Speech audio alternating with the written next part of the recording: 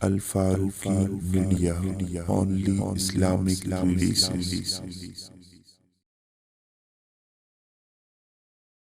سب کے پاس بھی رہا، استاد مولانا رسول سب کے پاس آخری کتابیں یہاں پڑھی، تمام حضرات دعا کر دینا اللہ اسے غریب کی رحمت فرمائے، جنت الفردوس میں اعلیٰ مقام نصیب فرمائے، آمین ثم آمین۔ دوسرے نمبر پہ ایک بات سننا کہ اس کے بعد رمضان تک میں آپ سے اور نعت ارمان صاحب کوئی سخت مجبوری نہ ہوئی تو مطالبہ نہیں کریں گے۔ آج ایک مجبوری ہے سخت، وہ یہ کہ چترال میں اسی مدرسے کی شاخ سمجھیں، ضلع الرحمان صاحب پچھلے سال بھی گئے اور اس سال بھی انشاءاللہ رمضان مبارک سے پہلے جائیں گے، جس میں 120 بچی زیر تعلیم ہیں اور بہت سارے بچے یہاں سے پڑھ کے گئے ہیں، ان جنگلوں میں کام کر رہے ہیں۔ مفتی علی اکبر صاحب بہت اچھی کتابیں یہاں ساری پڑھ کے گئے، تو رات انہوں نے اپنا سفیر بھیجا جو اس وقت قاری عبدالجبار صاحب کی مسجد میں بھیجا ہے۔ بچیوں کا مدرسہ ہے اور سخت اس وقت وہ پریشانی بھی ہے کھانے پینے کے حوالے سے، ویسے بھی آپ جانتے ہیں چترال کا علاقہ، تو میں اپنی طرف سے بھی انشاءاللہ طاقت سے زیادہ کروں گا، لیکن آج جتنے نوجوان بیٹھے وہ رمضان تک اب آپ کو تکلیف نہیں دیں گے۔ زکوٰۃ فنڈ سے کسی کے پاس کوئی بھی ہو صدقہ و خیرات، تو ابھی ساتھی آ رہے ہیں، خصوصی تعاون کریں، اور 2 دن وہ بچہ سفیر ادھر ہی رہے گا۔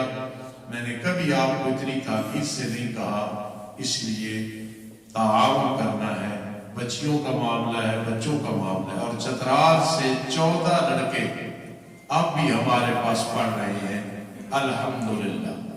یہ جس بچے نے ابھی خطبہ دیا ہے آپ کو، یہ تقریباً 7 سال سے ہمارے پاس پڑھ رہا ہے، اور ہمیں حاجی رمضان صاحب اس بچے پہ ناز ہے کہ مولانا حسین علی الوانی جو کہ سب علماء کے استاد ہیں، حضرت مولانا غلام اللہ خان کے بھی استاد ہیں رحمہ اللہ کے، شاہ جی کی بھی استاد ہیں رحمہ اللہ کے، یہ اس شہر کا رہنے والا بچہ ہے، پوری کتابیں پڑھی ہیں، اور اس سے پہلے اس کے ایک چچا یہاں سے پڑھ کے گئے مولانا شاہد صاحب، جو زبردست اپنے میوالی میں زبردست طریقے سے کام کر رہے ہیں، اور یہ بچہ اب بھی خطیب ہے، 4تھی پوزیشن بھی اس نے لی ہے پچھلے دنوں، تو اس کے لیے دعا کر دینا، جو میری امیدیں ہیں اس کے ساتھ اللہ پاک کو پوری فرما دے، اور اس چندے میں آپ بھی اور بعد بھی ذرا دل کھول کے کہاں پہاڑوں میں یہ پہنچے گا اور انشاءاللہ بڑا فائدہ ہوگا۔ سوال: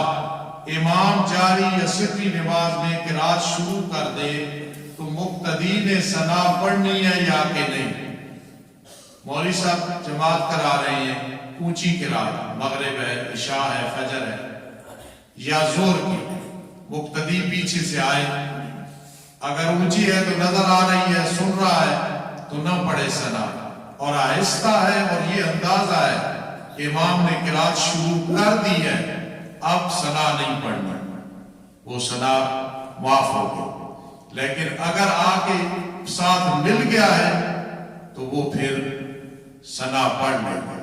اس کا طریقہ یہ ہے کہ اگر شروع کر دی الحمدللہ رب العالمین اب نہیں پڑھنا، یا اندازہ ہے کہ اب سری نماز ہے، ظہر اثر شروع کر دی پھر نہیں پڑھنا، لیکن اگر جاری ہے مغرب عشاء تو امام پڑھتا ہے نا الحمدللہ رب العالمین، آرام سے پڑھ رہا ہے، جب اس نے رب العالمین 1 سیکنڈ وقف کیا تو پھر جلدی پڑھ لے سبحانک اللہم و بحمدک، آگے پڑھ لے۔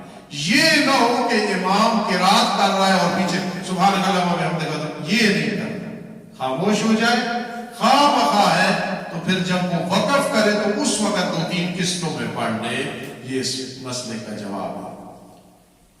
میں نے پہلی رکعت میں قل اعوذ برب الناس پڑھ لی، نماز 4 رکھتی ہے، پڑھ رہا ہوں، کیا کروں؟ سننا، پہلی رکعت میں قل اعوذ برب الناس نہیں پڑھنی چاہیے، قل اعوذ برب الفلق یا اس سے بھی پیچھے۔ تو یہ جس آدمی نے مسئلہ پوچھا ہے، پہلی رکعت میں قل اعوذ برب الناس، نماز ہے، کہتے ہیں نفل ہے 4 رکعت یا سنتیں ہیں 4 رکعت، یا فرض ہے اس پہ پہلی دو میں پڑھنا ہے. تو بہرحال جب یہ قل اعوذ برب الناس پڑھ لی تو بعد میں ایک رکعت میں قرات ہے، 3 میں ہے، 4 میں ہے، جتنی بھی ہوگی وہ یہی پڑھنی ہوگی. پہلی میں قل اعوذ برب الناس، دوسری میں اب پیچھے نہیں آنا، پھر قل اعوذ برب الناس. اور اگر نفل 4 تھے یا سنت غیر مؤکدہ پھر قل اعوذ برب الناس، پھر قل اعوذ برب الناس. کسی کو 4 دفعہ 2 دفعہ دوہرا دینا ہے. بعض لوگ کہتے ہیں کہ نماز میں آنکھیں بند کر لی جائے تو کوئی حرج نہیں. حرج ہے. کھڑے ہو تو نگاہ سجدے والی جگہ پہ رکھو، رکوع میں ہو تو پاؤں کی پشت پہ نظر رکھو، سجدے میں ہو تو ناک کی طرف، اور جب بیٹھ جاؤ تحیات میں تو دل کی طرف نگاہ کرو، آنکھیں بند نہیں کرنی. استاد جی جس آدمی نے کبوتر رکھی ہوئی ہیں اس پہ کتنی زکوٰۃ ہے؟ بھائی کبوتر کی جو قیمت بنتی ہے 10,000 ہے، 20 ہے، 40 ہے، لاکھ ہے، جتنی بھی ہے، وہ اگر نصاب کو پہنچے 52.5 تولے چاندی یا 7.5 تولے سونا وغیرہ یا دوسرا مال ہے اس کے ساتھ ملا کے، تو اس لحاظ سے کبوتروں کی زکوٰۃ دی، کبوتروں کی جو مالیت ہے اس پہ زکوٰۃ ہوگی. سلمہ بن سے روایت ہے کہ میرے آقا نے فرمایا جس کے پاس سواری ہو پہنچنے کے لیے تو رمضان کا روزہ رکھے. یہ کسی نے طالب علم نے سوال کیا اور بہت زبردست ہے کہ میرے آقا نے فرمایا کہ تمہارے پاس سواری ہے، سفر پہ جا رہے ہو، اب روزہ رکھ لو تو بہتر ہے. تو آج رمضان میں جو ایسی گاڑیاں بھی ہیں، دوسری بھی ہیں، بہانہ بنا کے کہ سفر ہے روزہ نہیں رکھنا. اگر طاقت ہو تو آدمی یہ نہ کرے کہ میرا 77 کلومیٹر سفر ہے میں روزہ نہیں رکھوں گا. علت ہے کہ اگر مشقت تکلیف ہے پھر نہ رکھے، اور رکھ سکتا ہے تو پھر اس کے لیے بہتر ہے. جس طرح سواری کی مثال ہے، میرے آقا نے فرمایا سواری ہے تو روزہ رکھ کے جاؤ. اس وقت تو سواریاں تھی، کوئی ایسی والی گاڑیاں بھی نہیں تھی.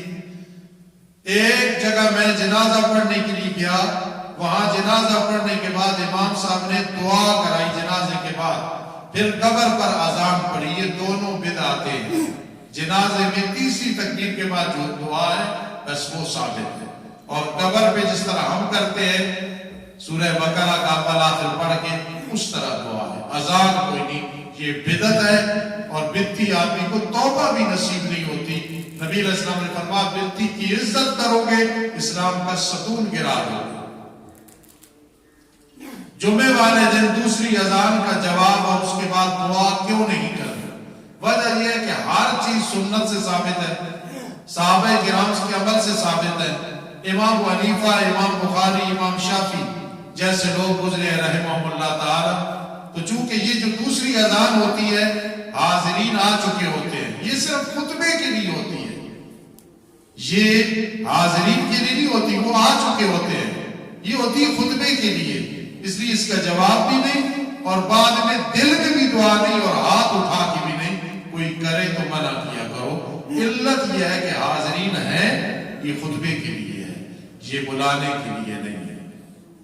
تسبیحات فرض کے بعد یا سنتوں کے بعد پڑھنی ہے، سبحان اللہ الحمدللہ. جس نماز کے بعد سنتیں ہیں یا نفل ہے تو بے شک پہلے سنت نفل پڑھ کے تسلی سے پڑھ، لیکن جس کے بعد سنتیں اور نفل نہیں، جس طرح اثر ہے، تو پھر کیا کرنی ہے؟ ساتھ ہی پڑھ لو سبحان اللہ اس طرح پڑھ. لیکن اگر کوئی آدمی جس نماز کے بعد سنت نفل ہے وہ پہلے ہی پڑھ لیتا ہے تو حرج کوئی نہیں. لیکن وہ کہتا ہے چلو وضو کا پتہ نہیں، ایک دفعہ جلدی نماز پڑھ لوں، اس کے بعد میں پڑھ لوں گا، ظہر ہے، مغرب ہے، عشاء ہے، تو وہ پھر کیا کرے گا؟ بے شک بعد میں پڑھنا، پہلے بھی پڑھ سکتا ہے، بعد میں بھی جاتا ہے. لیکن فجر اور عصر میں چونکہ بعد میں نماز نہیں، نفل نہیں ہے، ساتھ ہی فوراً 33 دفعہ سبحان اللہ، 33 دفعہ الحمدللہ، 34 دفعہ اللہ اکبر. اذان میں رسول اللہ صلی اللہ علیہ وسلم کا نام سن کر انگوٹھے چومنا، اس کا کیا حکم ہے؟ جواب یہ ہے کہ اذان کا جواب دینا سنت مؤکدہ ہے. یہ جو انگوٹھے چومنے ہیں یہ کسی صحیح حدیث سے ثابت نہیں ہے. صحابہ کرام دیوانے تھے عمل کے، کسی صحیح حدیث سے، مرفوع حدیث سے یہ کوئی ثابت نہیں، یہ اپنی طرف سے بنائی، اگر ہوتی تو میں بھی کرتا اور آپ کو بھی کہتا کرتے، ہمیں بھی نیکی کی شوق ہے، لہٰذا کوئی بھی یہ کرتا ہے یہ سنت نہیں ہے، سنت کے خلاف۔ وضو میں کون سی چیزیں مکروہ اور ناپسندیدہ ہے؟ ناپاک جگہ پہ بیٹھ کے وضو نہیں کرنا، دائیں ہاتھ سے ناک صاف نہیں کرنا، دنیاوی باتیں اور گپیں لگ رہی ہیں یہ نہیں کرنی، زور زور سے منہ پہ پانی نہیں مارنا، ضرورت سے پانی زیادہ استعمال نہیں کرنا، چاہے نئے ٹوٹیاں ہوں چاہے پرانی، چاہے دریا اور نہر کے کنارے پہ بیٹھو۔ وتر کے بعد 2 نفل بیٹھ کے پڑھنے چاہیے یا کھڑے ہو کے؟ کھڑے ہو کے پڑھنے چاہیے۔ میرے آقا اتنے لمبے تہجد پڑھتے تھے، اس کے بعد وتر پڑھتے تھے، تو اس لیے آپ بیٹھ کے پڑھتے تھے، علت سمجھا کرو، اس لیے کھڑے ہو کے پڑھنا ہے۔ ہاں حاجی رمضان صاحب لالا اسلم نفل پڑھے بہت یا لمبی رکھتے پڑھی ہیں، تھک گئے، پھر بے شک بیٹھ کے نفل پڑھ۔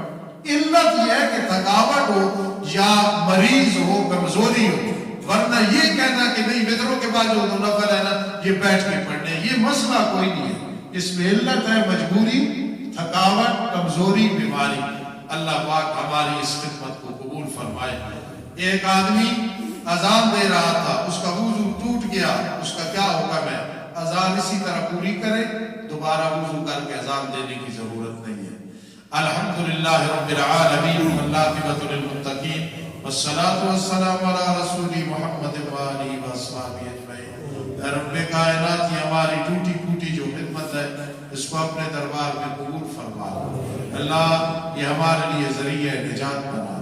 اللہ باران رحمت ہے، ایسے موقعوں پہ دعائیں قبول ہوتی ہیں۔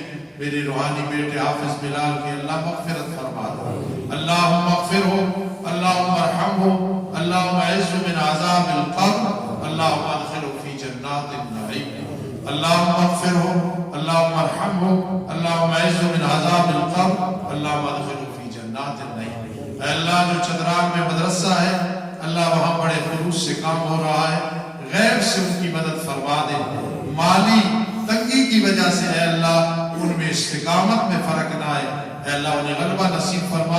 وہ پہاڑوں میں جو آواز آ رہی ہے توحید و سنت کی، بچوں اور بچیوں کو پڑھنے کی، یہ ادارے کا اس میں بہت بڑا دخل ہے اور صدقہ جاریہ ہے، اور میرے ساتھیوں کا صدقہ جاریہ ہے۔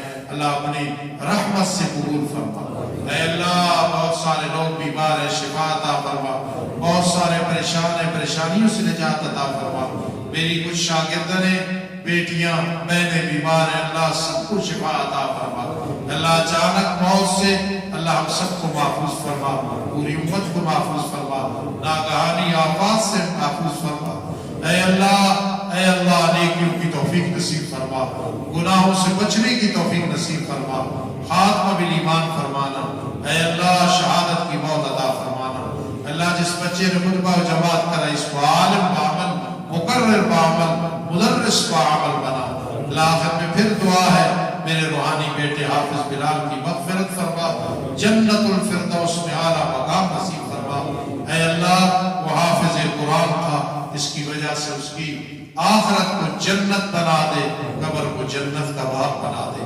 اللہ جس علاقے کی ضرورت ہے باران رحمت نازل فرما۔ اے اللہ ہمارے دل جو بیمار ہیں، جن میں حسد، کینہ، بغض ہے، اللہ ان کو ہدایت نصیب فرما۔ جن کی زبانیں بری ہیں، غیبت، چغلی نکلتی ہے، اللہ ان زبانوں کو پاک اور صاف فرما دے۔ جن کی آنکھیں غلط جگہ استعمال ہو رہی ہیں، اللہ ہدایت دے دے۔ جن کے کان غلط جگہ استعمال ہو رہے ہیں، اللہ ہدایت دے دے۔ جن ہاتھ اور پاؤں سے گناہ ہو رہے ہیں، اللہ ہدایت دے دے۔ جس سوچ سے گناہ ہو رہے ہیں، اللہ ہدایت دے دے۔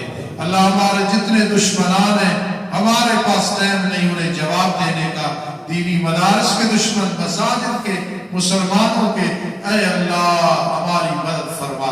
اللہم انا نجعلک فی نحورہم ونعوذ بک من شرورہم۔ اللہ تیرے پیارے پیغمبر اسلام کی سنتیں، خصوصاً داڑھی وغیرہ، اس سے جو مذاق کیے جا رہے ہیں، اللہ ان لوگوں کو ہدایت عطا فرما، ہدایت عطا فرما۔ اللہ ان نوجوانوں کی حفاظت فرما، ان بوڑھوں کی حفاظت فرما، ان عورتوں کی حفاظت فرما۔ بچوں کی حفاظت فرما، تمام امت کی حفاظت فرما۔ اللہم ربنا ظلمنا انفسنا وإن لم تغفر لنا وترحمنا لنكونن من الخاسرین برحمتک یا ارحم الراحمین۔